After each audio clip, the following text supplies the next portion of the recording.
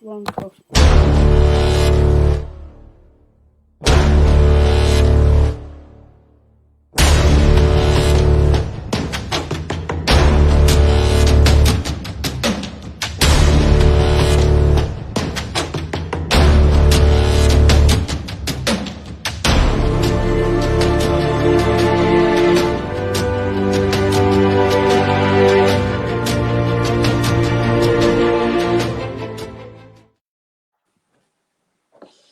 Hello, good evening. Hi, everyone. Welcome again to the Dark Mirror Radio Show. Unfortunately, tonight we are minus Mark because he's been doing a lot of shouting over the weekend and doing a lot of things that made his voice disappear. He's now just a mere croak. Mhm. He's talking a bit husky. Going too hard for St. Patty's Day. That's probably what it is. A couple too many jars, and he's as a result gone a little bit hoarse. So he's ready for the Grand National. So we said, no, you take it easy, put your feet up, we'll handle it. And hopefully we will. So how has your week been, Josh? What have you been up to? Like I said before we got in here, my entire family's been sick, so I've been pretty much just inside taking care of everyone this past week. It almost seems to be that it's going around, isn't it, again? You know, Yeah. that time of year. I mean, over here we've had really cold weather, followed by really warm weather. Then it's gone back to cold weather again. That's not good for things like flus and colds. And it just sort of picks up again, doesn't it? So it looks like we're going to just going to keep going round and round in circles. We've had it here. We've had a lot of cases of what they call the 100-day cough, Oof. which doesn't seem to be. To start off with, I thought it was something like COPD, which is like they say that's a smoking related illness, and it's like a bronchitis That's thing. exactly what's going around here is like an upper respiratory syndrome. Yeah, and they keep calling it the 100-day cough. But if it is, I've had mine for more than 100 days, so I don't know. Mine must be the 300-day cough. Ellen's had hers for 6 months, but I think Ellen's is more bronchitis related, more than. She murmurs from the kitchen. So it's it's been going around. I was out Saturday night at a place called Streatham Old Engine in Ely, doing a paranormal investigation, and it was amazing. And for the first time ever, I'd actually seen something that I could not explain. Throughout the night, we'd been hearing strange noises, we'd been hearing clicks, we'd been seeing shadows. And then as we were just about to leave, I had what I can only describe as a warning. Something told me something was coming up the stairs. And I placed Eric, my REM pod, my little skull REM pod. I placed it on the windowsill right next to the staircase. And before I could get to it, it started flashing and beeping like crazy. And just as I got to the top step, this face of an old man literally came bang straight into mine. Wow. Literally right up there. I'm like, whoa. And I staggered backwards because I was literally a step down on the stairs. And I staggered back. And I'm like, whoa, got me composure, thinking it was one of the other team. And I'm like, no, it's not, because he's gone. Whoever it was had just vanished. So I've gone shooting down the stairs, caught up with everybody else, and I've run into the reception hall for this museum. And on the counter there was a big blank piece of paper for everybody to write the words down that they had come through. And I grabbed this pencil and I started drawing the face that I'd seen. and it was an old man with a flat cap, and he had a bright white beard, and it had a black smudge mark right down there, right down the middle. His beard came down to about here, and it was literally a big black smudge mark right the way down there, and he had a pipe hanging out his mouth. And they were like, "Really? That was what you saw?" I said, "Yeah, he was upstairs." And it turned out that it was this guy called John who worked there. And they were like, "We're going to have to check up on the records for that and find out whether a man with those features actually ever worked there." But to have this guy sort of just come up in front of my face like that, I'm like, "Nah, that's not on." That's the first time I've actually had something like that happen, where I've actually seen a face right there in front of me, and it didn't stop. It just kept going on all night. We had two of the team. One of them had started just random, went quiet and started giggling for no apparent reason. And when one of our other friends came along and said, put his hands on his shoulders and said, "Come on, step forward," it skipped from one person to the other. And he sort of put his defences up and sat down. And I'm like, this has been ramping up to this all night. I think we'd better off walking away from this. And then as we went back to the base room, we found a roof slate on the footpath going around the outside of the building. Now, the problem is the roof at this place doesn't have slate tiles. They're all corrugated pottery tiles. The house next door does, but there's about 500 foot between the property we were in and the property next door. There was no way and we checked on their roof. Their roof sort of slants into our direction, but when we've shone the torch up there, there's no missing slates or anything. And we're like, okay, where's that come from? So pretty good night and full of fun. Have we got any news on the UFO front? Not over here. Nothing too new. I mean, Mark talked to me earlier about something going on in Ireland. Do you know anything about that? I haven't as about a of possible yet. USO that's been reported over a World War II area where two ships have sunk, one American, one British. I have the only thing I have seen at the moment again is been on typical TikTok where people in the US have been sort of floating about and they've seen UFOs in the sky and they've been recording it. The problem has been that a lot of the video footage that some of them have come up, it's looking too obvious. The one I saw just recently, I say just recently, a couple of hours ago, this guy was driving his truck down the freeway, and he was actually describing as if it had actually happened. It had already happened, had taken place, and he's standing there pointing the camera up and going. And as I looked, I could see this, and he points the camera up, and you can see this little object sort of on the edge of the clouds, but it was the typical diamond shape. Do you know what video you're talking about? That has been seen.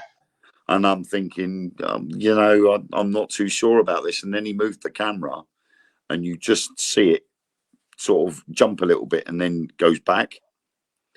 And I'm like, alarm bells are ringing. Gaia has another story going with another body. Apparently this one found buried beneath the Nazca lines.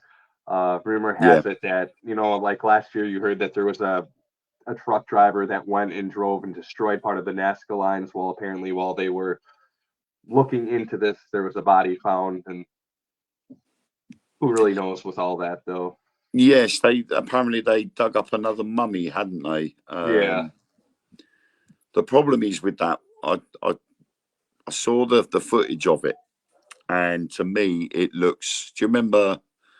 I think it was September last year. There was a guy had said he found these bodies in Mexico. Yeah, it seemed to me that the ones that they found in the Nazca lines were made of the same material as the ones that this guy was saying about from Mexico. They looked identical, apart from the fact that they weren't laying down. Right. You know, it just sort of. I got a bit concerned when I saw it and thought, "Hang on a minute, that's the same material as these ones from this guy last year, and they turned out to be fake." Well, now they came back and said that there is DNA in them, so I don't. Well, they X-rayed it, didn't they? They've X-rayed it, Yeah. and you can clearly see where there were bones on the inside. So this one's probably going to be probably have a lot more credential to it than this other guy in Mexico. I mean, that's the whole thing with them too. I mean, they make a whole movie and a profit out of this. Yeah, it is. I mean, if you can make headline news from saying you've seen a UFO and you've got a bit of evidence there or something similar, then the chances are the press are going to come to you and the money starts coming in, because you can sort of say, well, this is where I was, and you can turn that into a tourist hotspot. Oh, we swapped over. Like you were saying too, I mean, how long really should it have taken them to find DNA evidence? How long was that literally going on? I mean, I think they made like 4 or 5 seasons out of it now. Yeah. Out of them 3 original bodies that were found. Yeah, I mean, it's going to stand to reason. The first thing you do is do a proper, all the scans, X-rays, all of that lot, wouldn't you? You'd do the test to see whether there is any DNA available. You certainly wouldn't just stand there for ages going, oh, yeah, well, it's this, that, and the other, and not even go down the DNA route. Whereas this one from Nazca, they've actually already X-rayed it, and you can see there's bones inside, or the void where the bones would have been. Right. So it's that was the other thing too with one of the Mexican ones, that it was pregnant. So I mean, yeah, there's still got to be the proof of it, though, isn't there? right. We got one here. UFO hunters claim they have found an underwater alien base on Google Maps. And this was 8 months ago. An alien researcher believes he has found evidence of a giant pyramid beneath the surface of the Pacific Ocean that could be an alien underwater base. Found by Argentine researcher Marcelo Agazusta, I managed to say it, and detailed on the UFO sightings daily blog by Scott Waring, the object is said to be measured more than 8.5 miles across at its base. And even if this is not a UFO that landed in the ocean that was being used as an alien base, it still is a monumental discovery. An 8.5 mile pyramid, biggest the world has ever known, and it's right off of Mexico near the ancient Mayan and Aztec pyramids. Humans could never have built such a construction. Only aliens could accomplish making such a massive structure. Though clearly excited, there are several similar sized points nearby, and Google Maps is known to show the landscape of mapped ocean floor, including the various underwater peaks and trenches that are common in the Pacific. That reminds me so much of the Alaska. Is it the Black Pyramid in Alaska? Yeah. It reminds me so much of that. I mean, who's to say that that wasn't a built pyramid, that pyramid wasn't actually there when it was a dry land mass rather than underwater? And it's just over the years with earthquakes and the tectonic plates moving. Oh, absolutely. It's gone underwater. I do. It was so strange what Neil Armstrong said about that pyramid too, when he went and saw it, about how he saw something truly evil that all mankind should know about.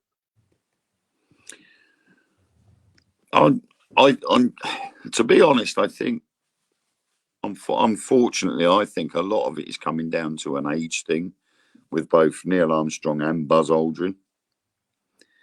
Because as they got older, they started getting a bit more weirder and quirkier. I mean, for the likes of Buzz Aldrin to stand there and say, yes, we went to the moon, then all of a sudden change his story to, no, we didn't, to, yes, we did, then to, no, we didn't. You know, it was almost like Joe Biden. But makes fools of us all. Yeah. So, I mean, it's weird that, you know, I mean, when you look at the likes of NASA started off as an oceanic exploration team. Then eventually said, see you later, we're not gonna float about down here anymore. We're gonna go off into space instead. Why? Right. Why all of a sudden change your mind from exploring the deepest ocean to saying we're gonna go off into space instead? Because they found something that was like, well, let's find somewhere else to be. Yeah, I don't like this. I think I'm going elsewhere. like a typical anybody in that situation. You know, if you don't like confrontation and you're walking down the street and all of a sudden there's a fist fight between 20 people in front of you, you're not going to carry on walking towards it, are you? You know, if you don't do confrontation, you're likely to turn around and say, I'll go round it, I'll go the other way. If there's something down there they don't the look of, they're going to go, aren't they? You know, they're not going to stick around. And on the cryptid front, we have the Solomon Islands dragon snake. This is all coming from Mark, by the way. So although he may not be presenting tonight, he's passing me all this stuff and going, hey, you can talk about this. The Solomon Island dragon snake is a flying, fire-spitting dragon-like cryptid from the Solomon Islands. Reported as hostile towards humans, there are frequent sightings of these creatures, which means that it is a living creature, not a myth. The dragon snake patrolled both the coastal areas and the mountainous interior of the Solomon Islands. The creature was responsible for people going missing and killing people. They are described as having nocturnal behaviour and only seen in the form of light or silhouette. The body is shaped like a man's, but the overall silhouette looks like a stingray. There is a shape at the end of the tail, most likely shaped like a diamond or a triangle. They are white or black in colour, with greenish-brown scaly skin and piercing red eyes. They have the ability to make glowing light or bioluminescence from the body, red in colour, which they use for fishing on the coast, because light attracts the fish and other sea creatures, obviously. They are also reported as having the ability to spit fire in the form of a light which scorches and burns upon impact. The size of the body light itself is about 60 feet in diameter, and the wingspan might be larger or the same size as that. Holy moly. The earliest sightings apparently are recorded as early as 1593. And one part of the atlas depicts two flying creatures with bat-like wings and a long tail with flukes. One creature is shown as having two pelvic fins, which may actually be meant to be its feet. The other creature has dermal frills similar to the rope, and both creatures have long beak or snout. Modern-day sightings by Westerners occurred in the 20th century. A native had been fishing in his 19-foot fiberglass boat at 3 a.m. He saw a dragon snake flying nearby, and in his foolishness, he flashed his torch at the creature. It flew over to him in an instant and hovered overhead. Panicking, he started the motor and took off to get away from the dragon snake, but it followed him as he zigzagged his way back to shore. It was during this short pursuit to the beach that it fired some form of light at him, but it only partially hit him. A later inspection of his boat showed traces of scorching on some of the boat's interior paint, and he said that when he drove his boat up the beach and ran into the bush, the dragon snake followed him to where he was hiding behind a tree and hovered above. When he moved around to the other side of the tree, it also went round to the other side. It was then that he literally got down on his knees and began to pray to God with his hands clasped in front of him. The dragon snake moved on after that. He stumbled his way back to his village and was taken to the hospital. Ooh. I don't think I'll be going to the Solomon Islands and go fishing at 3 o'clock in the morning. I think I might stay clear of them. Not a nice place to go, is it? But you have something you would like to talk about, Josh. I mean, interesting. Pretty cool to see a dragon. Should I talk a little bit about him, that guy? Or? Yeah, go for it. I mean, it is quite an interesting. I mean, obviously, I've watched the TikTok videos that you sent me, and I'm It is very interesting, though, that this all happened. This very he was saying this, and then within an hour of it happening, the Jake Paul Mike Tyson fight got announced too. Kind of was very weird. You know what I mean? Kind of. Yeah. Anyway, if you follow combat sports, you might have heard of Ryan Garcia. Ryan Garcia is an intermediate lightweight champion since 2001. He's about 25 years old. He's pretty good, damn good boxer.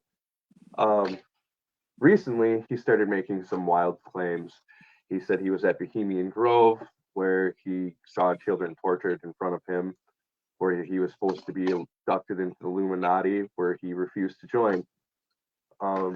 Since then, he's been making it his mission to go to social media and advocate all the strangeness going on with the elite in Hollywood and trying to expose them. Even exposing fellow boxers such as Jake Paul, claiming that the company Prime that Jake runs is a complete devil-worshipping company that just is meant to poison our children. See what else Ryan has said. He has reached out to Andrew Tate, who seemed to go in line with everything that he was saying, strangely enough.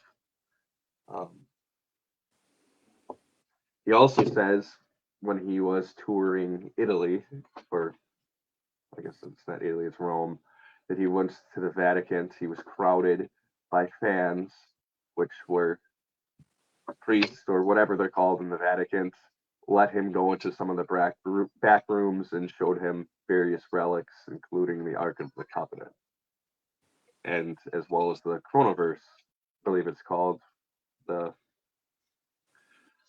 machine that apparently allows you to see into the past, present, or future. He's made claims about aliens. He's pretty much dabbled into every conspiracy theory that you can right now. A lot of fellow boxers are worried about his mental state. A lot of them same people, though, that are saying that his mental state is deteriorating are the same people he's calling out as well that are involved in said groups. Have you seen what he stated on the 16th, Saturday? On the what? On Saturday, he made a comment which has sort of increased that alarm quite a bit. Ryan Garcia's latest claim: he will give $1 million to every citizen when he becomes president of the United States. No, I have not seen that one. Apparently, he said this on Saturday. The boxer continues to send strange messages in his interactions with social media. Ryan Garcia had promised to stay away from social media and dedicate himself exclusively to rest and training for his April 20th fight against super lightweight champion Devin Haney. But this hiatus has been short-lived, as many doubt the mental health of King Rye, and he showed no sign of improvement with his latest post. In fact, the Californian refused a psychological evaluation by the New York State Athletic Commission, as WBC President Mauricio He Suleiman. has also, his lawyers have intervened in that and are countersuing because it's the first Yeah, time ever in the history of American boxing where a mental state has been taken into account. yeah, So it looks like this fight will continue to happen. Which is yeah. interesting. I mean, hopefully isn't a Chris Benoit sort of situation. If you're Yeah, I mean, he familiar, said, if I'm president, there'll be no more secrets with the people. Garcia said on Instagram Live, there will be no more classified files. So, like one of the TikToks that you showed me earlier on, where he did say that he was gonna release everything. He's determined that he wants the truth to be put out there. He's then quoted as saying, "They will know everything. Please help me to be president, and that God's work will be done, not mine." that's the strange thing about this, though, is he really doesn't have. He has more to lose than to gain by doing any of this. No, Like I I said, mean, this could be another Chris Benoit situation. I mean, we've had this happen with former athletes, especially with combat sports, where we don't know how extent the brain injuries have occurred. He's a young guy too. He's only 25. yeah, he was born in 1998, wasn't he? So, Yeah. but I mean, he'd already March the 13th. He alluded to what could be one of his tactics in the fight against the Dream, which is scheduled for April 20th. I could bite Haney's ears, Garcia posted on X.com, formerly Twitter. Mike Tyson bit one ear. I'm going to bite both. I'm hungry. So, to be honest, I could understand why people might turn around and say and question Ryan Garcia's health, mental health, because most boxers they'll have a bit of banter with each other. They'll do their little press Right. conferences and square up and go, yeah, all right. But he But seems to have not saying taken a that I bit do of the believe him, WWE in with him. but this is also what was that guy's name? The one that called out Seth Green when he called him out and all of them other executives. They said he was crazy, and then he was just unalived a couple hours later. Yeah, and Ryan already has stated, doesn't he, that he thinks he's being cloned. Yeah, essentially that So one as well. that wouldn't be surprising if somewhere, they're trying to get him out of the way. Does seem a bit. I honestly, if I was in his position, I would have went and got a CT scan just to be like, see, I told you all, my brain's fine. But yeah. I can see then that again, too, actually. there's a lot of money to be made with this fight, with all boxing. I do know that too. I believe that's one of the commission rules is that you have to have a CT scan before each fight. So I mean, we will see. I think that's probably to confirm there isn't any swelling on the brain or anything beforehand, Right. isn't it? Like I said, are you familiar with Chris Benoit, who he was? I do know the name. Was he a WWE or something? Yes. He is the one that went on YouTube and unalived his entire family because of that brain injury where they afterwards when they examined his brain there was like Swiss cheese. Oh, lovely. Yeah. There's a couple football players like that who actually had a pretty violent end in the same situation with them where the Swiss cheese of the brain, so many impacts. Full of holes. Yeah. So, I mean, I can understand the importance of having something like a CT scan done before a fight, and then after as well, because obviously you could have a bleed on the brain or something from the fight itself. That could cause some serious issues. I mean, you look at some of the boxers, the longer they're fighting for, you can see it when in their speech starts to slur. The more and more they fight. Muhammad Ali was like that in the end completely. I mean, I don't even think he could talk in his final days. Well, Frank Bruno. I mean, his speech towards the end of his boxing career, he had a very slurred speech, but in compared to when he first started boxing, you know, he had quite a good vocal range. So it's a case of, you know, you got to take care of that boxer. Mhm. At the end of the day, he's an athlete. Right. And if he only lasts one match and then he has to retire because of brain damage, then he's no good to anybody, is he? You know, and especially to himself. He's not gonna earn any prize money by only doing one fight. His career's technically over. What's he going to do next? So he needs to protect himself at the same time.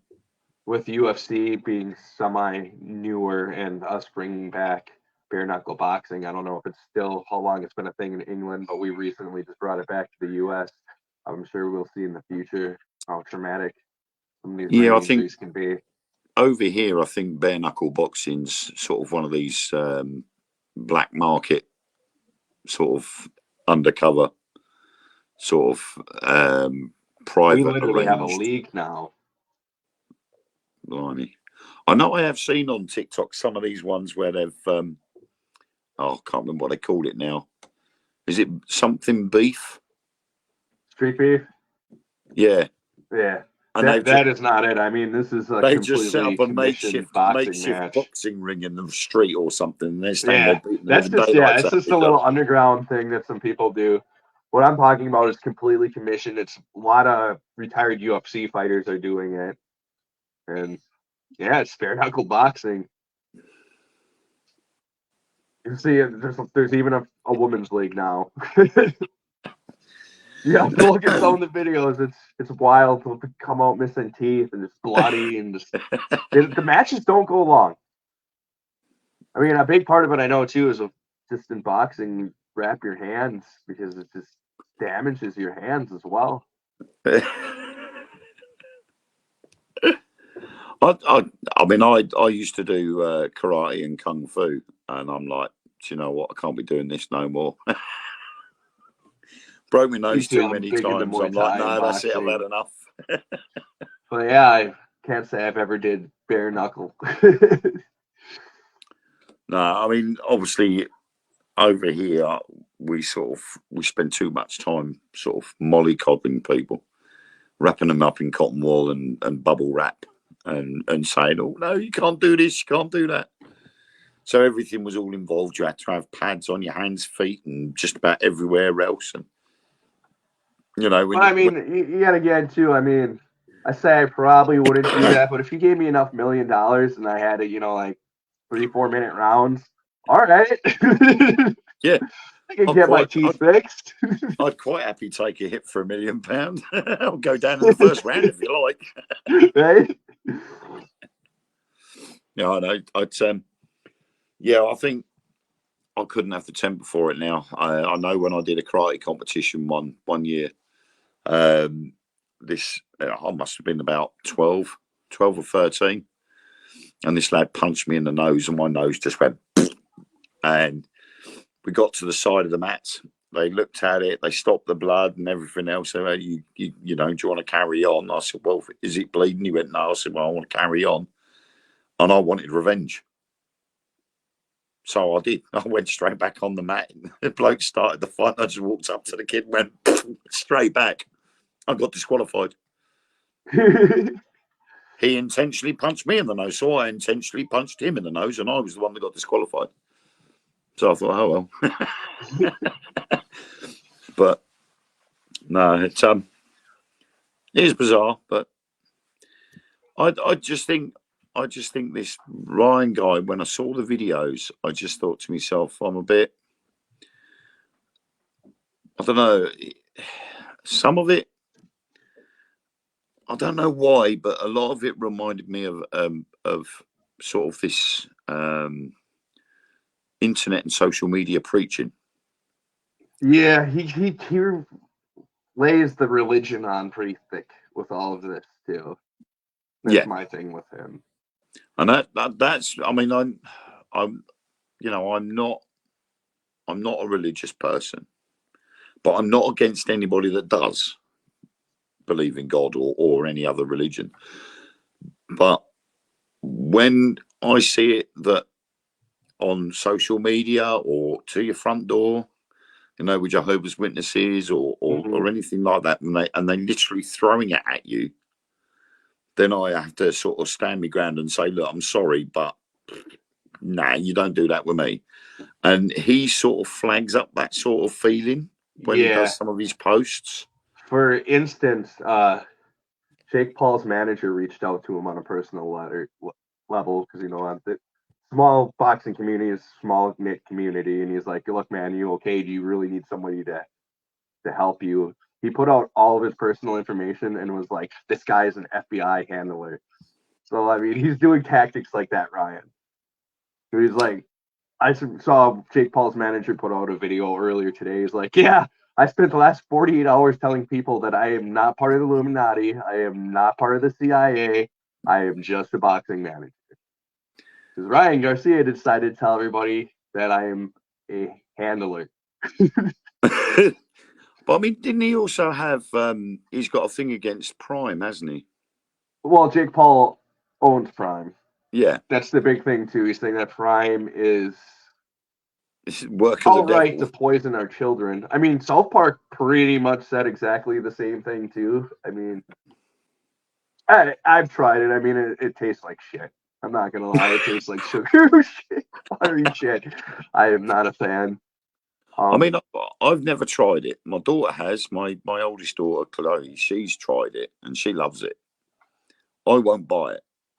That's the whole thing too with this whole Jake Paul is he is somebody of the YouTube community who's trying to force their way into the boxing community.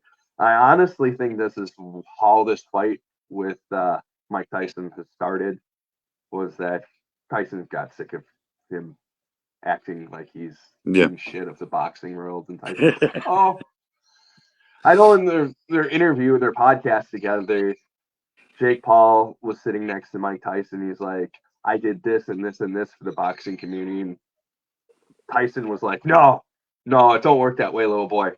The boxing community does stuff for you. This is how it worked for me. They did stuff for me. They made me a better person. Not I made the boxing community better. I'll show you what a real boxer is. And then it kind of escalated. Yeah. But I mean, I don't know. I mean, it's the thing is there's a difference between, and there will be a difference between Prime in the States and Prime here, because we're not allowed to have certain additives. Our food standards agency bans. I don't honestly think it has to do even with the ingredients. It's the way Prime is promoted. Exactly. It's for the younger generation. We don't care about Prime because there's no trend. We're past that.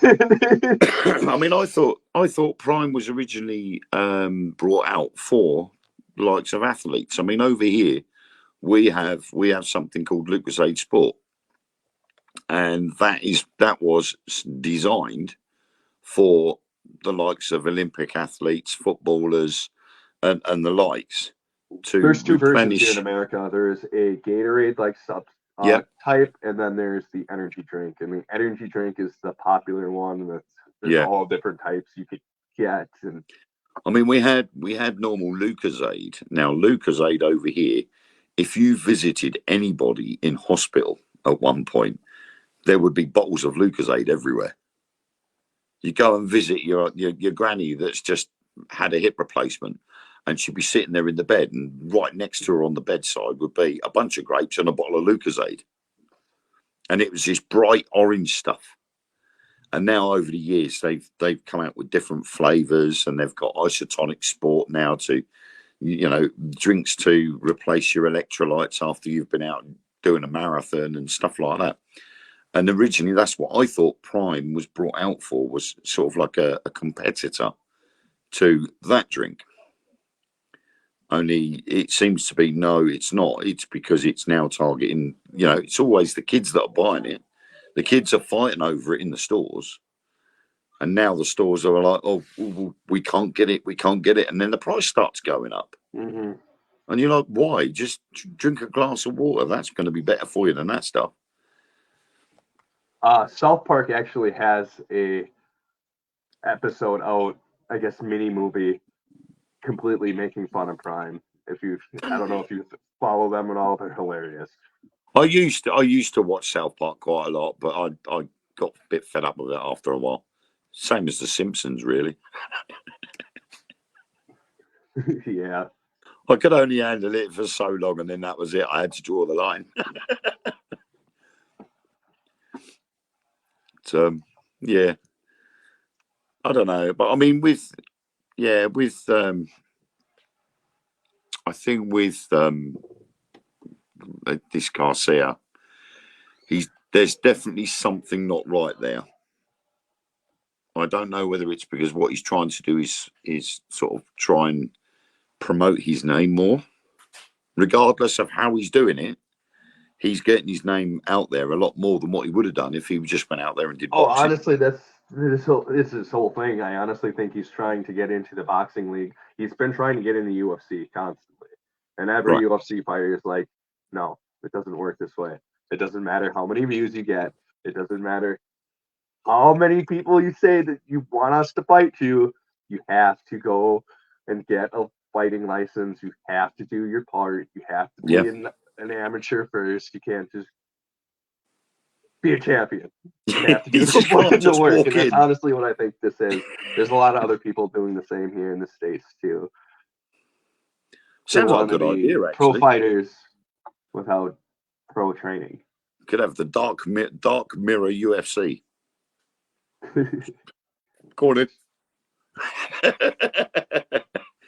Yeah, I mean, if he wants to get into these things, I mean, I don't know. It's I working suppose though. This is the sad part. It's working. He's got the fight with Tyson. His brother is a wrestler now, a pro wrestler, but pro wrestling is Tyson's going to eat him for breakfast. what's that? Tyson, he's going to eat him for Oh, breakfast. almost definitely. I keep I seeing mean, videos Tyson from former Tyson opponents may of be an old Tyson man. telling Jake, he's like, "Hey, this is an exhibition match. Throw your jabs, do your ducks, but as soon as you throw a haymaker, you're done." The Yeah. best thing I saw today, I can't believe Jake Paul openly said this on camera, is he goes, "So yeah, I was talking to my mom and dad over the weekend, and I told my mom about the Tyson fight, and she looked me dead in the eyes and hugged me and said, 'Oh, sweetie, you're gonna get knocked out this time.'" And it looks like your own mother. Your own mother is telling you this, dude. I mean, Tyson may be old, but all it's going to take is one punch from him. I absolutely agree. If you have seen some of the training videos, a couple months ago, Tyson was crying, literally in an interview, and he's like, "I'm happy where I'm at. I have my pigeons. I like being Mike. I don't like being Tyson. Tyson's a mean motherfucker who hurts people. I don't like being that guy." And they snapped him back into that guy. Well, I think Tyson's been waiting for somebody to do this for many, many years, and Jake doesn't know the landmine he stepped on. yeah. I think that's going to be he's going to get in that ring and he's going to start. The alarm bells are going to start ringing, and then as soon as that bell goes to start the fight, he's going to want to get out. Yeah. This might end that whole "I want to be a pro fighter." He might be going back to Disney. See Tyson come steaming over, and you'd be like, "Yeah, maybe not." If Tyson doesn't wreck his face enough for that. Oh, yeah, that's true. But then there's good old plastic surgery. Right. Could do a bit of, facial reconstruction. They didn't call him Iron Mike for nothing, though. I mean, oh dear. But yeah. it is very interesting, though. Nothing like this has ever happened before, and it's UFC is completely Dana White's not touching it. That this is going to be on Netflix and it's not going to be a pay-per-view. It's very strange to me to begin with. Well, yeah. I mean, you would have thought that having it as pay-per-view would have made more money. Right. You look at all of these pay-per-view events, even with the WWE. You know, when you got WrestleMania. We recently just had a fight like this too with Francis. If you follow that, the guy that Mike Tyson was training, he was a former UFC fighter who went into the boxing, and he actually fought Tyson Fury. I mean, it's, you know, there's got to be something there that says, you know, where's the money coming from?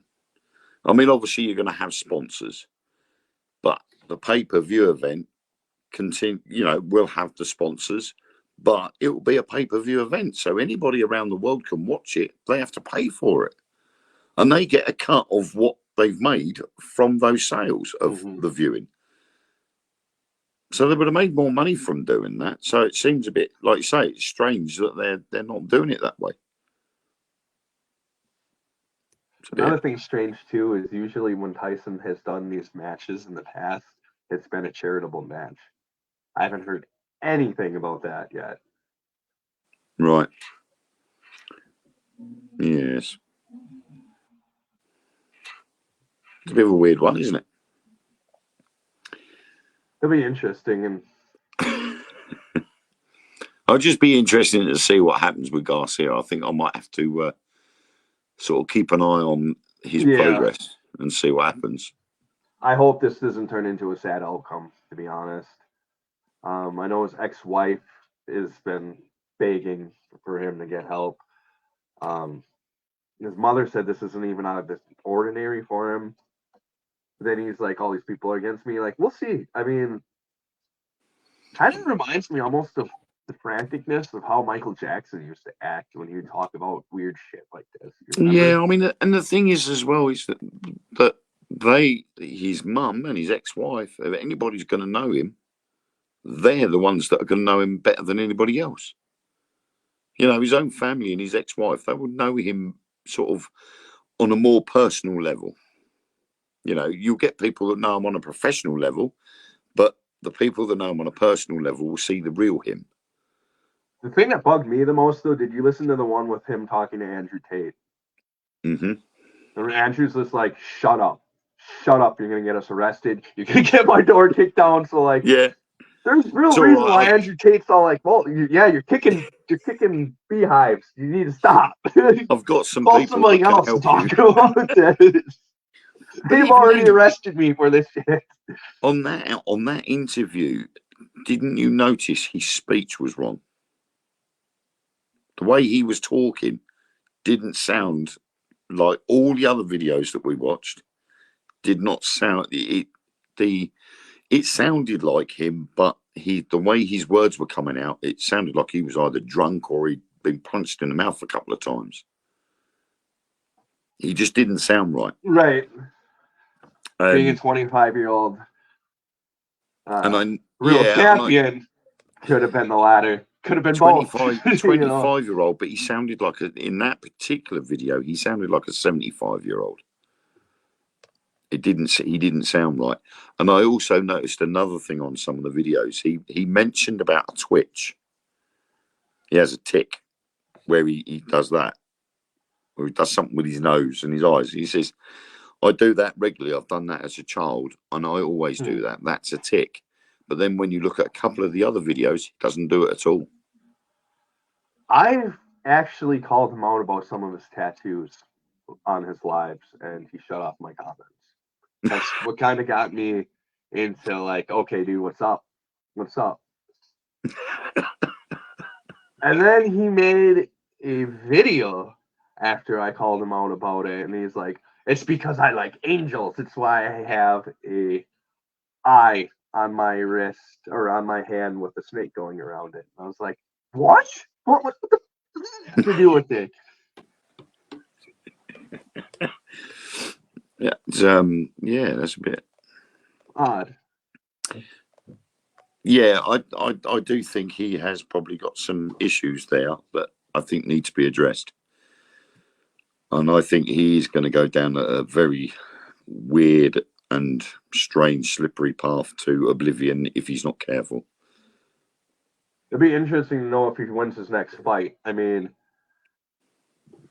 if there is something actually to this and we're wrong, it's not a head injury. I would imagine it going would be he'd get annihilated in the next fight and just kind of disappear into, you know, the backboard.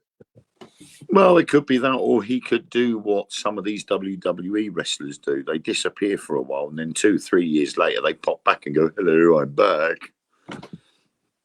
You know, how many times has Hulk Hogan come back? Right. You know, what's his pensions run out, so he's decided to come back to the WWE for a season or two, and then disappears again. The Undertaker did the same thing. You know, honestly, they all have. I mean, The Rock is doing that too. I mean, the WWE is under fire themselves for quite some horrible things, which makes you almost believe there's some reality to the situation. Vince McMahon is been fired and completely wiped for sex trafficking.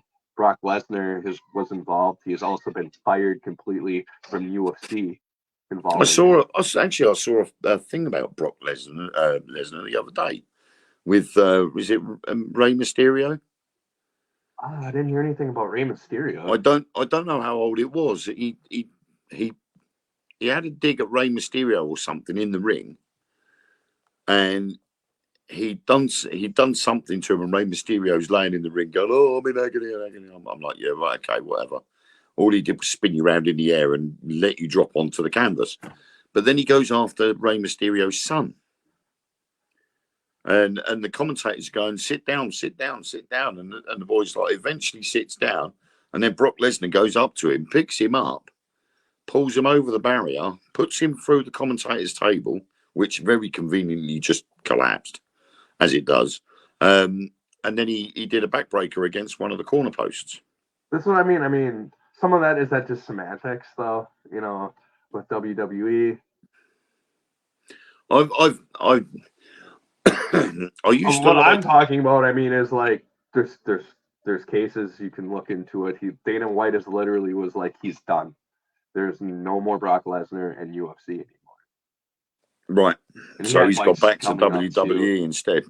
From what I understand is that they were using female wrestlers and getting other wrestlers to come back for like sexual trades, and they were told if they weren't going to get fights, if they didn't do that, and that's right. like there was a whole like sex trade going on, and that Vince McMahon was behind it, his daughter was behind it.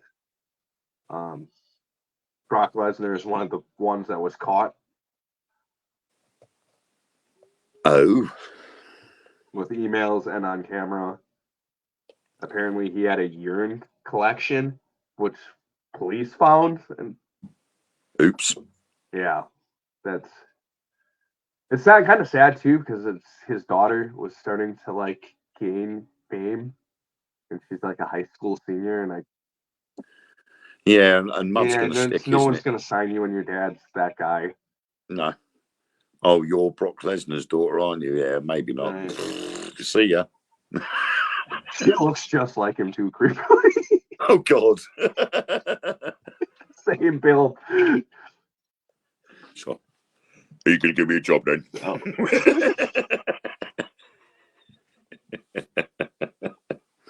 Yeah, no thanks. I'm not good enough to be a model. Oh God.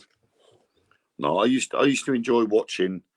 British boxing was all right. British wrestling was all right, but then you could see how that was staged, and they all got on behind the scenes and all that. And then you see WWE, and to start off with, it was all right. It was good entertainment, and then you just think, yeah, right, okay, this is getting boring now. Same old stuff. I love the UFC. I think it's one of the untouched ones, but it was nothing like it was like when I was a kid, when it was like karate against Muay Thai against sumo. That was the greatest. I think when they introduced new rules and more rules, that's when it ruins it. Well, we didn't have a choice. They were going to ban it. They're calling the congressmen were calling them UFC fighters human cockfighters. That was like how Joe Rogan became famous, because he was like the one and only celebrity. It was like, no, this is a martial art. These guys are actually athletic. And the thing is, as well, is that that's what makes the UFC more interesting. Is if you've got, say, like, you know, Thai boxing against Shaolin Kung Fu, you know, it's settled, or sort of goes on the way to settling the question, which martial art is the best. Unfortunately, I think when they started introducing Brazilian Jiu-Jitsu, it's what changed everything, and then everything started becoming mixed martial arts. Yeah. But I think it's nice. Daily I think it Gracie's. is nice to see someone that stands there and says, right, he's karate, he's kung fu. Go on, slug it out. Well, that was the weirdest thing too back in the 90s, was that there was this new form of martial art nobody heard of, and he was winning. He wasn't hurting anybody, but he was still beating the shit out of these dudes, but he wasn't hurting them. Nice. That's the way to do it. Win a fight without hurting anybody. Because it was all pressure points and chokeouts. And Yeah. That's the way to do it. Choke them. So, anyway. We got way off.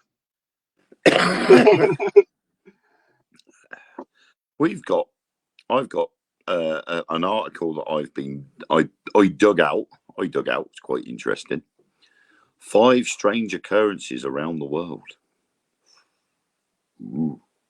So, despite the numerous contributions made by modern scientists to our understanding of the world and everything in it, there are still many things we don't know or aren't certain about. While other events are more sensible from our perspective, they are so infrequent that when they do occur, they appear out of the world. Now, despite numerous contributions made by the scientists, there are still things we know nothing about. And number one is a blooming Sahara Desert. A blooming desert is truly an amazing sight to see. A simple thing like a freak storm can kickstart plants and flowers blooming in places that would otherwise seem completely devoid of life. Nevertheless, this phenomenon, though beautiful, is only temporary, and soon enough the landscapes will inevitably turn desolate once again. The Sahara Desert, for instance, has seen 3 major periods in which sand dunes turned into lush savanna grasslands over the last 120,000 years. So over our last 120,000 years, the Sahara has gone from being a sand dune desert to green fields. Ooh, that's a bit weird, isn't it? Definitely weird. I mean, I think our whole understanding on plants is completely off to begin with. I mean, now we're talking about some plants have like intelligence behind them. I don't know if you heard anything about that. Which is hilarious because don't tell the vegans. Yeah, I mean, oddly enough, I've been saying this for donkey's years that, you know, when the vegan teacher was about and she was on TikTok hurling abuse at people like Gordon Ramsay because he was cooking a bacon sandwich or frying a steak. And I just kept turning around to myself and saying, hang on a minute, aren't plants living things? You know, I was always told by my granddad, talk to your plants, that'll help them grow. Yeah. So hang on a minute, but if a plant's not a living thing, hasn't got ears, how's it going to hear me? And I'm not having a conversation with a plant if it can't talk back to me. But the talking back is more how that plant grows. And if you talking to it allows it to grow better, then obviously that's its reply. But we know there is fact that plants do have feelings. They can react to being hurt or injured. They just don't react to being hurt or injured the same way we do, which is no different to a different species being hurt. You know, you hurt a cat, it meows. You hurt a dog, it whimpers. You hurt a bird, it chirps and squawks. You know, each animal reacts in a different way to that same stimuli. So why would plants be any different? They breathe, they reproduce. So surely there must be a living thing. So I would go to agreeing with these scientists that, yeah, plants are more a living being than we first originally thought. And like you say, there's so much we don't know that we're still yet to discover. But I think in the next 100 years, there's going to be so many shocking things get discovered that it's going to make people sit back and go, oh my God. And I'm not talking about aliens. Absolutely agree. I mean, I think the future will be drastically different with the knowing of plants. I think a lot of information has been suppressed. Yeah, again, there's something not right there, isn't there? You know, you got things that are there, but they don't want you knowing simply because if it did, it would cause too much aggro. I mean, can you imagine, you know, if they point blank come out with there is aliens, there are UFOs, or and they even gave you plants. all of the details. Or, well, like we're just talking about just plants. I honestly, truly believe there is probably a plant for every illness. And look how big of a billion-dollar corporation that would just disrupt, be gone overnight. Yeah. I mean, I was talking to someone yesterday and we were talking about dandelions. And you know, I was always told as a child, do not touch a dandelion. Dandelions are bad for you. The milk of it's poisonous. You smell the flower, you'll wet the bed at night. Things like that. Really? We were told as children to keep away from dandelions. And then I'm like, hang on a minute, there is a drink called dandelion and burdock, which are traditionally made with dandelions, and it tastes very similar to root beer. And I'm like, hang on a minute, if we're told to stay away from dandelions, why are we drinking dandelion and burdock? Then it dawned on me, hang on a minute, there's a company we have over here called Roundup. And Roundup is a weed killer. And on their bottle, it's got this sort of like a cartoon animated version of a dandelion. And on the adverts that they do, they spray in it on a dandelion and killing it. Turns out that the company that owns that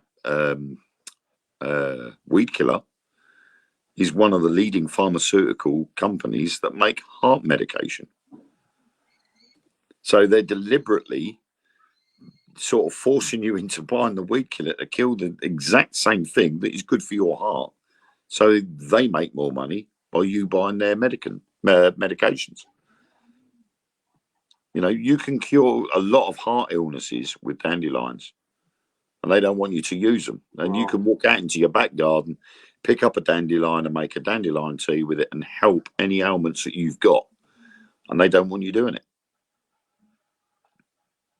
It's a now bit imagine strange. coming from a capitalist country and how crazy that gets even further. Well, yeah, I mean, you know, I do feel for you guys over there because you've got to have insurance for everything, haven't you? And your medication and your health care.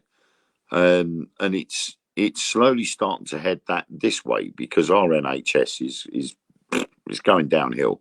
It needs serious overhaul to actually get it to where it needs to be. But we are now being given the choice. If we don't want to use our NHS service, we can go private. And that's when it costs us. And that's when they turn around and say, like with you guys, if you have private medical insurance, then go to private hospital, get the work done, and claim it on your insurance. You won't pay as much because the insurance would cover it. But if you go with the NHS, you've got long waiting lists. It can be weeks before you get to see a doctor. I'm fairly lucky down where I am. I can phone up my doctors and get an appointment the same day.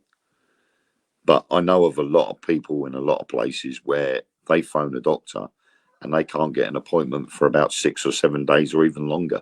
Oh, it's the same here. It's even worse. I mean, my whole stuff with my surgery has been just a big nightmare. The bureaucracy of it, at least. Yeah, I mean, I don't know. I keep joking too. I'm like, oh, I'm just gonna go to Mexico and get it done for a third of the price. We do. I mean, there are people over here. There's one guy on TikTok.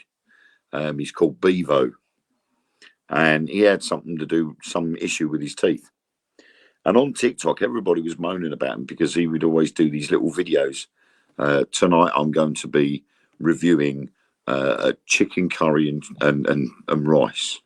And he would put a fork. He's got his massive front teeth. His teeth are huge. And he'd pick up a fork full of food and put it in his mouth, and he'd swallow it straight away. He wouldn't even chew it. And everybody kept saying, there's got to be something wrong with your teeth. And he ended up going to Turkey to have his teeth done. And a lot of people here now are going over to places like Turkey or Thailand and having their dentist work done there because it's so much cheaper than getting it done here. Japan's using stem cells to regrow teeth right now. Apparently, I'm quite happy to let all mine fall out. Redoing their dental. Yeah. I'm quite happy to let mine fall out and have false ones.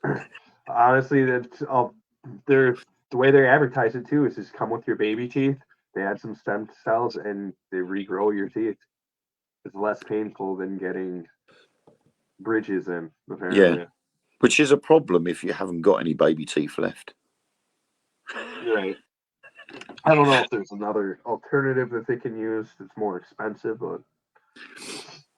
but again, it's stem cell research. A lot of us, at least in 80s and 90s babies, our parents kept our teeth for whatever reason. Well, I'm a 70s baby, and my mum never kept any of my teeth. I know I freaked out when I found a little earring box, and it had a lock of my hair in it. And I turned around to my mum and said, "What the hell is this?" And she went, "Oh, that's a lock of your hair." I went, "Bin it." Throw it out. I don't want to see that. Get away. Said, no, I don't want it. No, you got to throw it away. I'm sorry. That's just creepy. I remember an ex-girlfriend of mine. She had when she was at school, she had a pony. Her hair literally grew down to the back of her knees, and she had it done in a French plait. And one moment in time, she decided she was going to have short hair for once. So she cut the ponytail off with the French plait, and she kept it. And the very first time I went back to her house, she got this French plait hair out of the drawer. She went, "That's how long my hair used to be." She held It's it up. Actually, a thing here. God, no. We have a program called Locks of Love. I don't know if you're familiar with it, if you guys have something similar. But if women want to do that, they can donate their hair and it gets turned into a wig for cancer patients. Yeah, I mean, that's that. I mean, that's cool, but it's like keeping it and being like, "Oh, I'm just gonna take this out of my closets because I miss having long hair." That's been weird. yeah, that was all she did. She had it in a drawer, and I thought it was a snake to start off with. She took it out and she went, "Look at this!" And I went, "Oh my God, what's that?" She went, "That's how long my hair got." And I'm like, "Jesus H!" And it was literally like 5 foot long. It was huge. Wow. I mean, she was 6.5 foot tall. Yeah, about that, 6.5 foot tall. All her family are quite tall people, and her hair, for some unknown reason, grew right down to the back of her knees. And I'm just like, "Yeah, just put it back in the drawer." I'm like, "No, you're all right." But no, it's yeah, I think we've got some really strange. I mean, with stem cell research, I can understand some concerns. How far do you take it? Because it's like growing ears on the back of mice. You know, I mean, a mouse is a completely different breed to a human. So how would, if you grew an ear on a mouse's back, and then you took that ear off and transplanted it to a human, you've got to then have medication to stop your body from rejecting it, because they're completely different cells. How are you able to allow human cells to grow on the back of a mouse? Right. We also have this other program called it's like necroscience, where we're taking dead insects and basically turning them into machines. I know we're doing it with spiders, so we can make Kevlar better. I mean, there's the whole. Is this right? Yeah. No, I can understand that. I mean, it's like, I don't know, it's almost like Jurassic Park, isn't it? All right, Getting and a this is the stuff mosquito we're that's been openly preserved. admitting to doing. You know, there's always stuff going on behind closed doors. So Until these things escape. And then it's a different case altogether. right. We've been Then experimenting it's on just this. denial. Then it's just denial with my country always. You know, that happens. Be like, it's the Houthis. It was Israel. It was the Russians. We don't do anything. Yeah, we don't do nothing like that.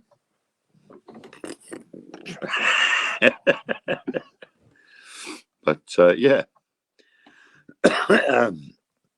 Anyway, what have we It's got actually here? one of my best Rick and Morty lines. Is have you ever seen that show and they're doing with the lightsabers and France gets messed up because of the lightsabers? He's like, it's the Polynesians that could. The Polynesians could have done it. It is the Polynesians. Damn the Polynesians! Even though it was U.S., it just did it. The president saying that. I don't know if that's how it really works in my country. I've heard of Rick and Morty, but I've never watched it.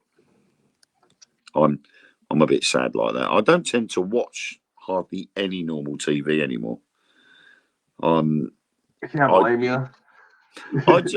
I just tend to wait for movies to come out and then I'll watch them. I'll watch them on my phone or I'll go to the cinema or whatever and watch a movie. I'm not really, you know, the only normal TV show I watch on normal TV is Doctor Who, because I grew up with Doctor Who and I really love the storylines for that. So I'll always watch Doctor Who. But in general, you know, if I don't really watch much, and I'm watching one on Netflix at the moment called The Travellers, and that has intrigued me. I find that quite interesting, about where people from the future have been brought back, but they take over people's bodies, the bodies of people that are going to die. So at the moment when that person's going to die, this time traveler comes into their body and they've got a mission. And to start off with, they've got to avoid this meteorite hitting Earth. So they're going off on these little separate missions to stop this meteorite hitting Earth. And I'm about halfway through the second series at the moment. It's really, really good, because now it turns out there's two factions in the future and they're all fighting each other. And they keep sending people back in time to stop this AI from being invented. So it's a bit like Terminator, really. I was just going to say that. But instead of robots coming back, they're actual, it's the consciousness of these people in the future coming back and taking over the bodies of these people in this time. It's quite good. But it's a bit, sometimes it can get a bit too much, because you sit there thinking, yeah, is this really sort of, you know, can you do that? And they're saying, oh no. I haven't been honestly watching anything in a while. I've been really addicted to a game, which I usually doesn't happen to me. It's called Helldivers 2. I don't know if you've seen anything about it. It's really, really popular. It's ever changing. There's like a game master in D&D, which is crazy. We haven't done anything like this, but it's all online. But the cool thing about it is everybody's on the same side. We have like AI problems. It's like Starship Troopers and Terminator in one. So like there's these different factions of planets that you have to protect. But instead of being like Halo, where you're this badass like Master Chief, we're all just these weakened warrior guys in armor with machine guns fighting giant bugs and giant robots. It's just funny. But it's like you call in like these orbital strikes and stuff, so it's like sci-fi Vietnam. And there's just all this like whole culture behind it too on TikTok. You'll have to check it out. I've been trying to get Mark to jump on it for like a month now. To be honest, I don't really. The only games I play tend to be on my mobile phone, because I do one. I play one called Misplay.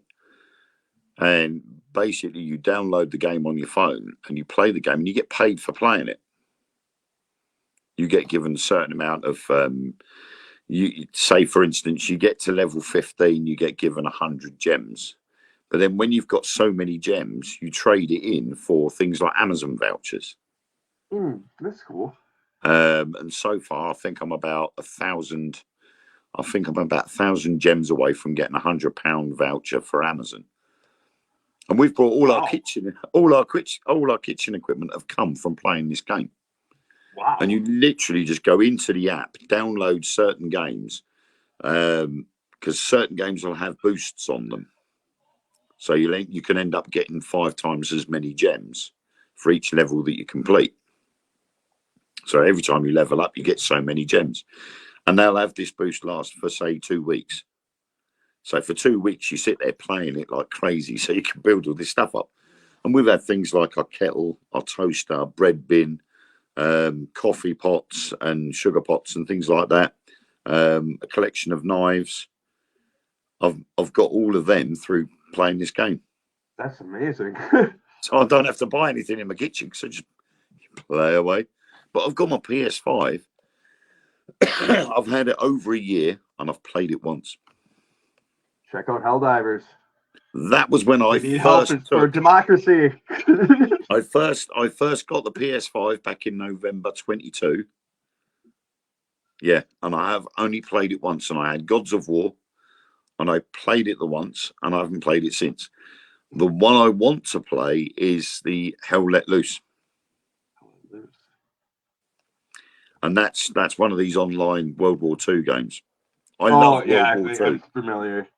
I love World War II, so playing games like Call of Duty, World at War, and things like that, I absolutely love. And when I saw it on TikTok, Hell Let Loose, I'm like, oh, that looks really cool. I've got to get that. So I went and brought it, and I brought that 3 months ago, and I haven't even unwrapped it. It's still sitting in its wrapper. I'm like, I'm really bad. I buy this game to play it, and I haven't touched it. I got a couple of games like that on my PS4 I just never even opened. Now it's like, I don't even want to download you. Or I think it's because I'm doing so many other things now that doing that just completely goes past my mind, and I just don't think of it. You know, if it's not for the kids, I'm doing things like this, or I'm writing, or I'm doing some research for an investigation or something, and I never get the chance to play. So it's just sitting in the box under the stairs at the moment. I keep saying to myself, I'm going to get out one day and I'm going to have a couple of hours playing. But no. If you ever get the chance, check out Helldivers too. It's definitely a very charming community. It's the best online community I've ever been a part of. I think because there's no PvP in this game. Yeah. To be honest, the games I prefer are, I used to love Command and Conquer. Did you ever play that? Yes. I used to love that, and I brought every single game for the PC. And I had all the ones like Red Alert, is it Tiberian Wars, and all of those ones. I brought the whole collection, and then I stopped using the PC altogether. So I'm like, whoops, I think I've made a boo-boo there. I haven't got a PC anymore. So eventually I want to get a gaming PC so that I can play those games again, because I absolutely love them. Now, when it comes to the console, if it's not Call of Duty, World at War, I play Minecraft.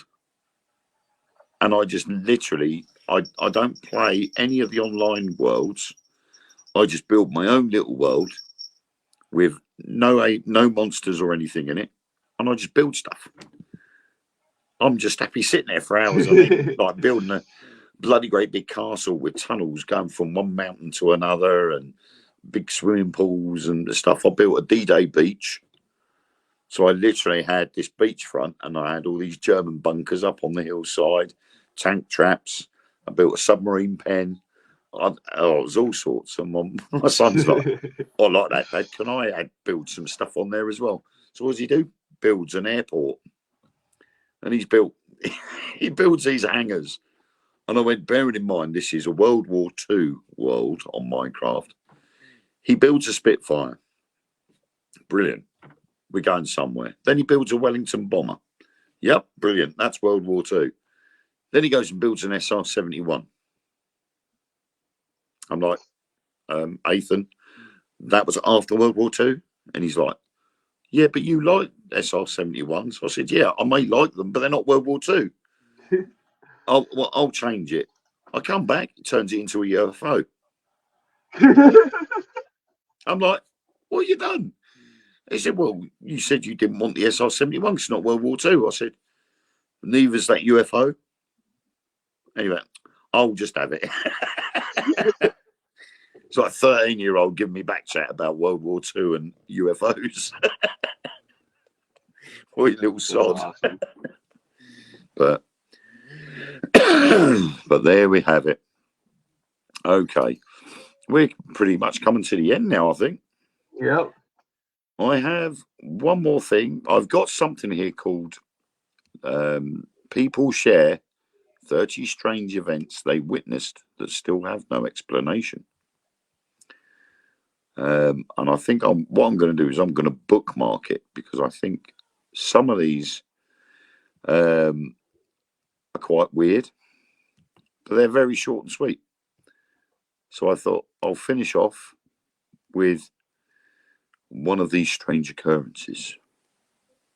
So if you got anything coming up, Josh, before I do that one to finish with. No, I just follow Lost in the Rabbit Hole if you want to see any upcoming content. It's Through the Rabbit Hole, isn't it? But surely. It's Through the Rabbit Hole on YouTube, isn't it? Yep. Everywhere. Everywhere. Yeah. Not just walk up. Tell TikTok. Tell My Country Takes TikTok away. Yeah. So that is a message to all you people out there. Don't just walk up to a rabbit hole and expect Josh to be in it. Okay. We're talking hypothetically. His show is called Through the Rabbit Hole. Just don't walk down to a field and look down a rabbit hole and expect Josh to be on. Hello. Because. Right. I'm not responsible if you end up in some strange universe. The Mad Hatter's Tea Party. You'll never make it out back. You'll end up lost. Yeah. End up playing croquet. Could end up playing croquet with the Queen of Hearts. So I think we've got what's it, Monday? We have at some point, I think probably tomorrow night, Dan and Viv on Simply Spooky. Possibly on Wednesday as well. I'm not too sure, because I don't know what their itinerary is. But on Thursday we have To the Grave and Back with myself, Lois, Nick Moulet, and Rosie. And then Friday is the Friday Frighteners on Simply Spooky and Things Network, I think. And then that's it. I don't think there's any shows on a Saturday and a Sunday. And then it's back to us again on the Monday. I will be doing a live feed. I was supposed to have been doing one last night, only my laptop decided it wanted to update itself. And it installed about 24 updates and wouldn't switch on when I needed it to until it installed all these updates. So I was going to be doing a tribute show, a tribute reading to Cliff Jones last night, and it went a bit pear-shaped. So next Sunday on Wayne Seaton Presents Spookinori at 10 o'clock GMT, I will be reading Cliff's entry into the Spookinori competition, which his wife Ellen has very nicely allowed me to read out live. So we'll be doing that on the Sunday. So to end up with, I'm going to read out this tale of oddities, some strange things, and these are written in the perspective of the person that witnessed it. So I'll be reading it as their statement. So, as a child visiting my grandmother's house, my mum's mum, don't know why they put that, my mum's mum. Well, obviously, it wouldn't be somebody else's mum. Whenever I left the house, I'd wave next door to Ken, who was always sat in the bay window looking out at the sea. They lived right on the coast of the North Sea in Hartlepool, the UK. We'd never really talk, but just a little wave before I went to get into the car. One time, I'm leaving my gran's house. I'm in front of my mum, who stopped at the door to talk to my gran. Excuse me. So I head down the steps and towards the gate.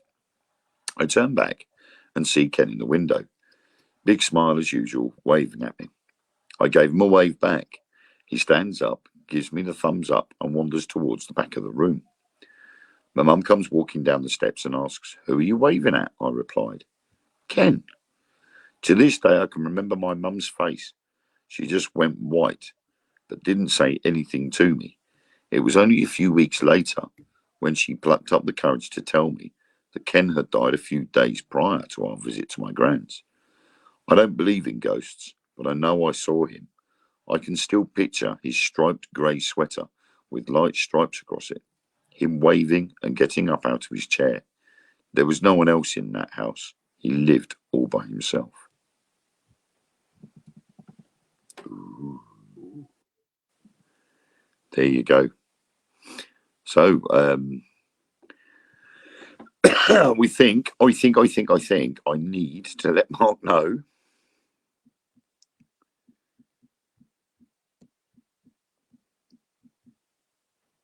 There we go. I've let Mark know.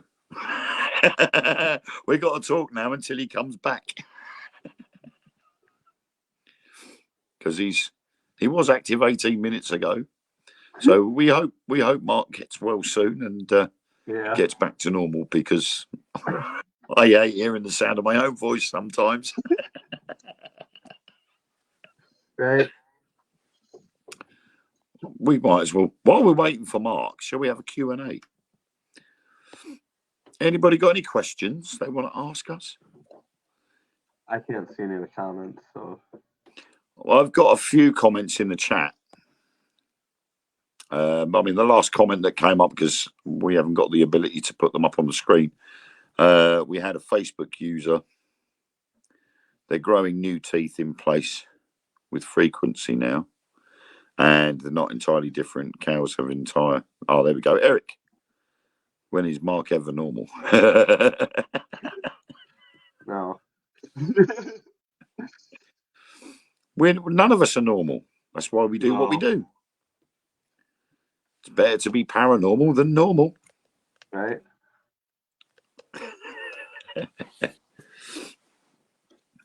Dear. I don't even know how many viewers we got. Me either. Oh, well, goodness, we got 4. Well, hey. But I think Mark's fallen asleep. All right. Mark, where are you, Mark? Mark coming, Orson. Mark calling Orson. Just make this one super long. Just leave it on until he comes back. Well, we can either leave it on until he comes back, or we just stop. Don't know how we're supposed to do that, but I don't know. I think we may just end it. All right. It would just be a case of saying goodnight and just leaving the chat. Sounds good. Is there any more questions on your end? Oh, there's one coming in. One question on this side. Hang on. Let's have a look.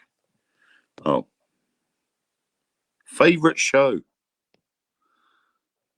Josh, what is your favorite show?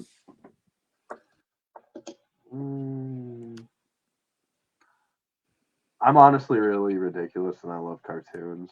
So, like, and that would be a hard one. I'm a big fan of anime. Supernatural would probably be my favorite paranormal show. Talk to me radio.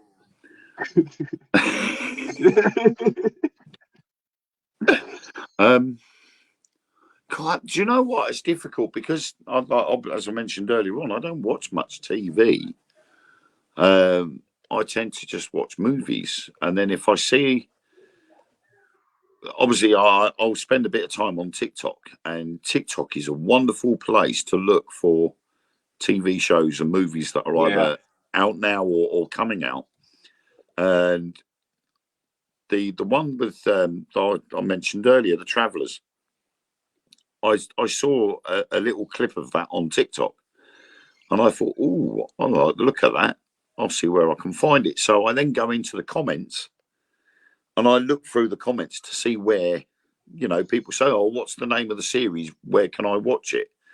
And 9 times out of 10, people are sort of can be complete idiots and go, yeah, watch your TV or look out the window, whatever.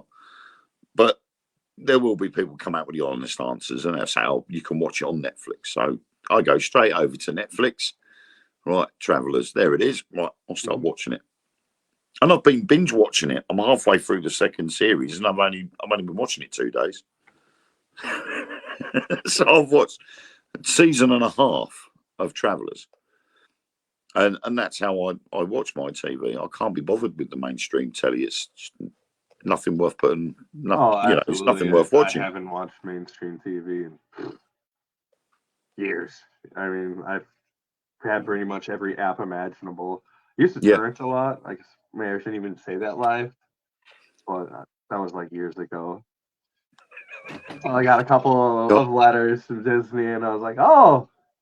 Yeah, I don't think I can meet you in court. Yeah, I can remember there was one torrent site donkeys years ago called BearShare, and you used to go onto it and you used to put in whatever you wanted, and it would have all the file shares that you could get, and you'd be like, yeah. And in the end, I'm just like, do you know what? Nah, I'm not going down this road anymore. I mean, there's so many apps that you could use now that you could if you wanted to, but I don't agree with fraud in the movie industry myself anyway. So I will always either go to the cinema and watch it if it's just come out, or I'll wait till it gets released on Amazon Prime or who Netflix. cares now in my country? Disney owns everything. Yeah. And we've got we got Disney TV as part of our TV package. Because we've got smart TV. So we've got like the Netflix, we've got Prime, we've got Disney Plus, we get Apple. So we can get all of those on there as part of our TV package, but we get them for the kids. Yeah. Because the kids do watch the TV, whereas we don't. So I just sit there on my phone. I'm quite happy watching a program on a piddly little screen than a 55-inch widescreen TV, But I haven't really got a favourite paranormal TV show. Yeah, same here. I mean, I used to love watching Most Haunted, as with a lot of people. But then when I started working alongside them and working with them, I just stopped. I stopped watching the show. Yeah. And I was more sort of hanging around to see what people's views were of that show after it had aired. I never really watched anything like the Ghost Adventurers or anything like that. I mean, I know Justin Spurrier, and I've never really. I've rather watch the little documentaries that he gets involved with rather than Ghost Adventurers. And I was watching one the other day where they actually went to the Conjuring House. There was a load of experiments done at the Conjuring House, and Justin Spurrier was brought along as a specialist. And some of the stuff they were getting from there was phenomenal. But that was a documentary rather than like a TV series. There was one that I used to really like when I was younger. God, it was like 20 years ago, but it was celebrities talking about their paranormal experiences. Oh, yeah.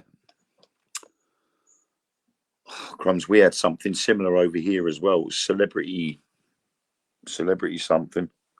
It was on Travel Channel. Yeah. Some of them were pretty intense. I mean, some of them are like, wow, these people really had experience. And then, I mean, there's some that were like, eh. Yeah, I and these remember Meatloaf was one that was like really, really into paranormal. Meatloaf. Did you say Meatloaf was into the Yes. paranormal? I was going to say, he's, yeah. if he could let us know that would be nice. While he was still alive. Yeah. I actually saw him singing at a race course over here in the UK, and I knew then he wasn't going to last much longer because it was after he'd had his throat operated on, and he was doing the gig, and he'd got the crowd and his backing singers to do most of the singing. He hardly sung at all, and I'm like, that's it. You're just literally a showman now. You're just there for show. Your voice isn't there anymore. It's not going to work. And then I think it was about 7 or 8 months after that he died or something. He just literally. I'm like, that's a shame. But yeah, I can't remember what it was. I mean, Lemmy was the same way, where he was playing till the day he died.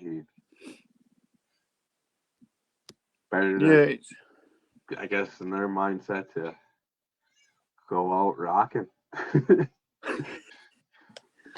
Oh, I can't remember what it was called now. I'm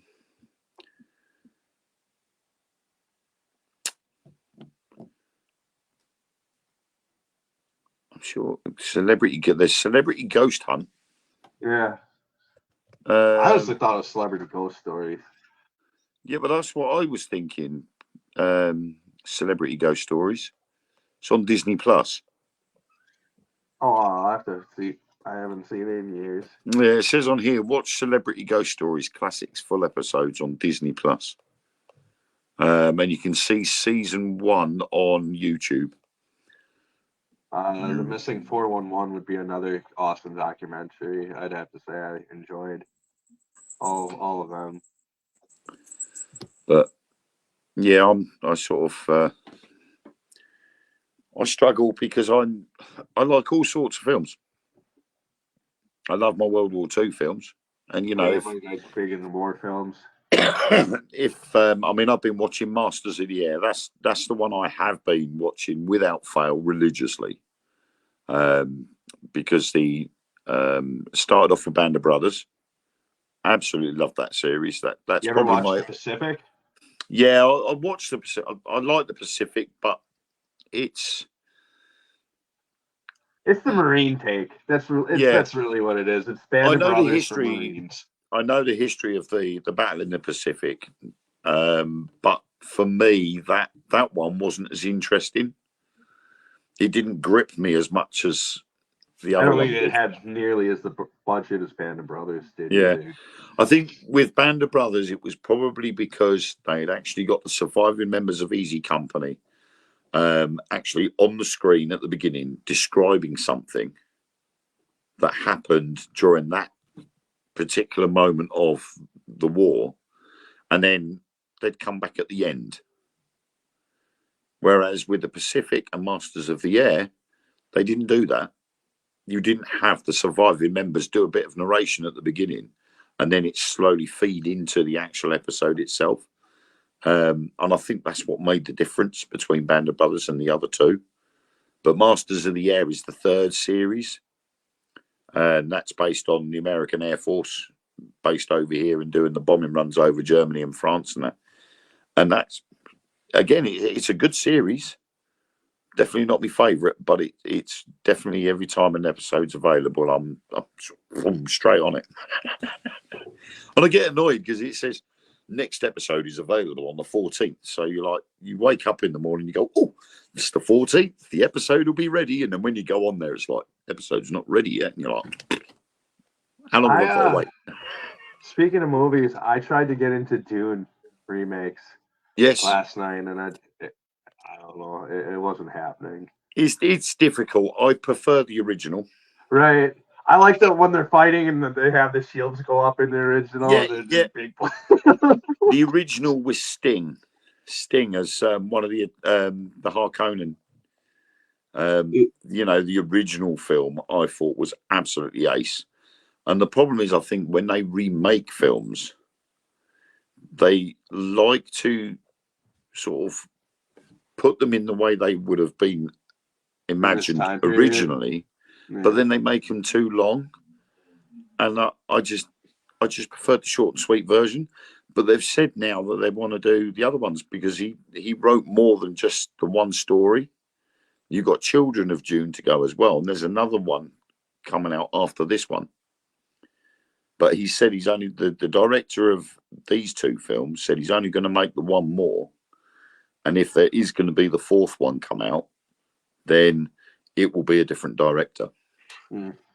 So he'll do I don't the know. third. I was really trying to engage in it, and it wasn't happening.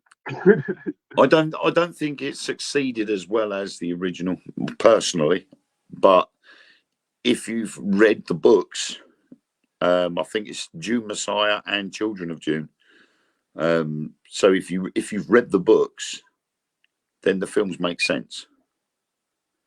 If you haven't read the books, then the films, you have to then look at the films as a standalone thing and not look at them and compare them, because otherwise it sort of it will throw you a bit. We got this Hi Wayne in the UK.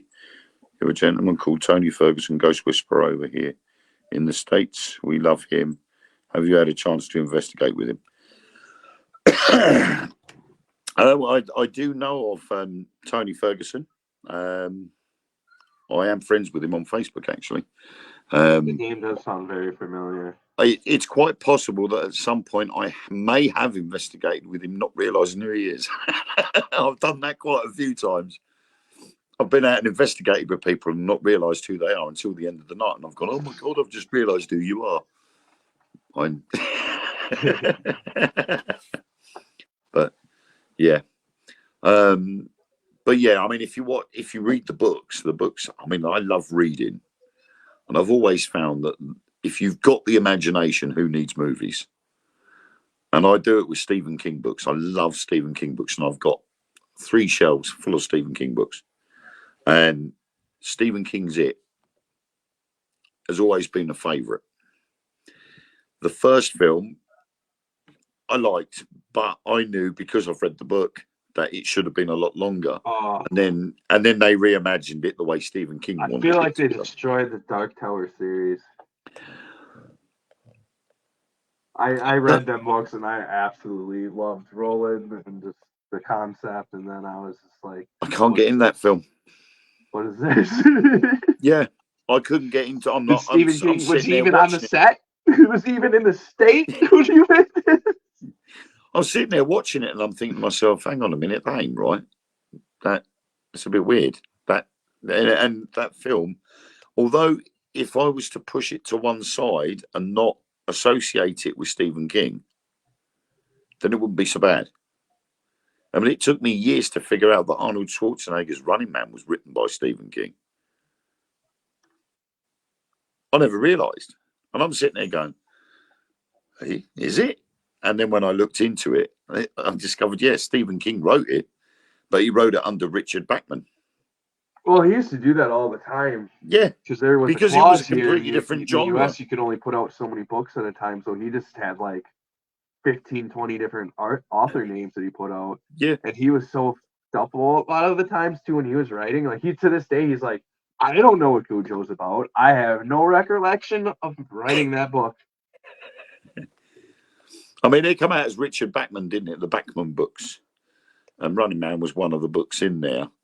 And then as soon as it was realised that it was him that wrote it, he admitted it. I didn't realise he wrote Running Man. Yeah. It took me ages to realise it, but it's Richard Bachman that wrote it. And if you look at the Bachman books, which has got the Regulator in it, they're written under Richard Bachman, which is Stephen King. Makes me almost wonder, is there any crossover in Dark Tower and Running Man? Running Man was a very weird... Dark Tower, like, there's a little bit of everything from every one of his books apparently repeats in Dark Tower. Yeah, it's possible. I think I've only got as far as the third of the Dark Tower books because I ran into a block. I got so far, and then I found it very difficult to actually find the rest of the books. And then he then, I think it was when he got to number 6, I think it was it number 6? That was released. I then went to the bookshop to get that one and found all the others all in one go. So I'm just like, right, thanks. But I was very lucky. I managed to find the original Green Mile books. When Stephen King first wrote The Green Mile, they were released as a series. And you got 6 books for The Green Mile. Awesome. And I managed to find all 6 for sale in a market stall. All 6. And I'm like, I'm having them. Don't care how much they cost. Grab them. Because they were the first ones. And I go absolutely nuts if any of my kids get anywhere near my books, especially The Green Mile, because that's the first ever edition. I would go ape. But if you compare it to the new edition, the latest version of The Green Mile, the new one is a lot thicker. It's massive compared to the original. The original is they're literally like a thumbnail thick. They're really small, thumbnail thick. That's all. 6 of them, and that was it. But you look at the other one, the newer version, and it's like massive, and you're just like, why? Because they've referred it back towards the film. Oh, okay. It's like with Stephen King's It. If you were to put the film version into a book, the film version in a book form would be a lot thicker than Stephen King's actual version. But the Stephen King's It was the only film that I actually appreciated when they redid it. When they redid it into the 2 separate films, I thought that was brilliant because of the special effects they were able to use compared to how they did it originally with Tim Curry as Pennywise. They actually did quite a good job of it this time round. But I think the next one I'll go and see will be the new Ghostbusters. Yeah. So there's a pretty sweet popcorn bucket that looks like a ghost trap that I have my eye on. So you're going to queue up just to get it. An old paranormal shelf.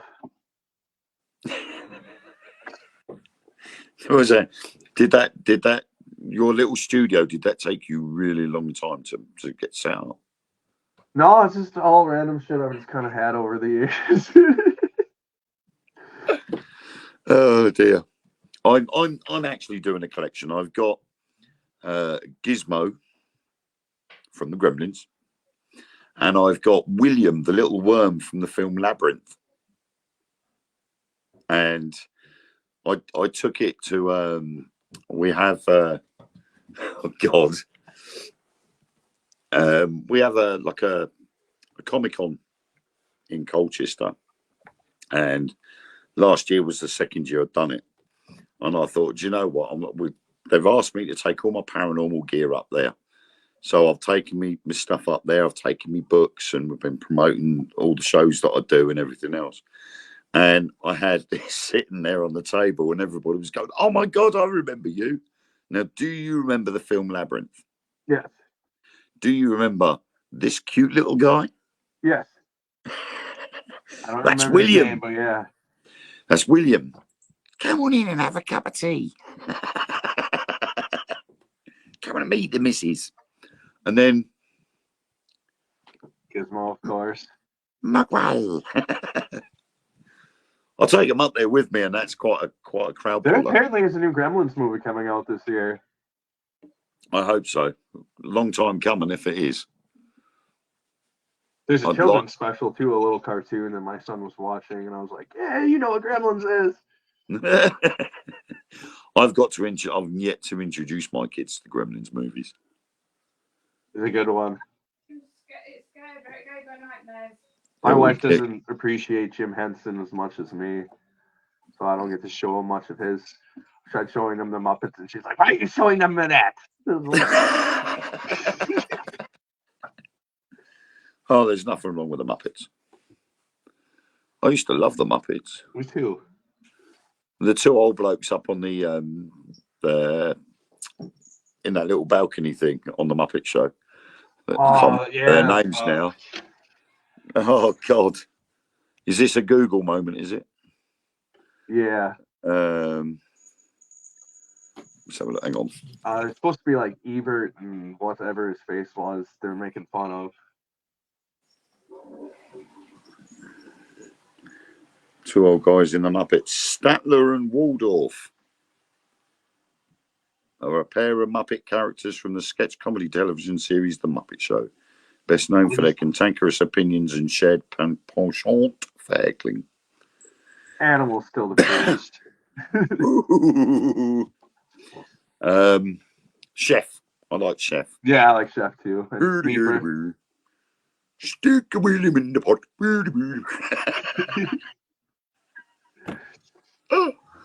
I think it's time to go.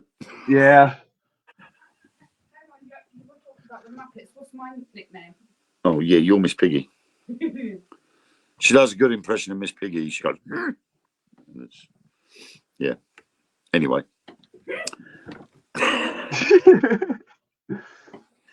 So anyway, thank you everybody for popping in and joining us tonight, and some of you for actually staying with us for quite a while. Actually, we've gone on longer than we normally do, but right.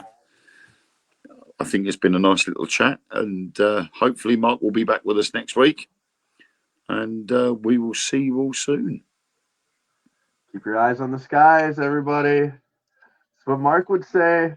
Yep, keep your eyes to the skies and let us know. I don't know the email addresses, that's on Mark's domain and whatnot, but you can always send myself, Josh, or Mark a message and of anything that you find of interest.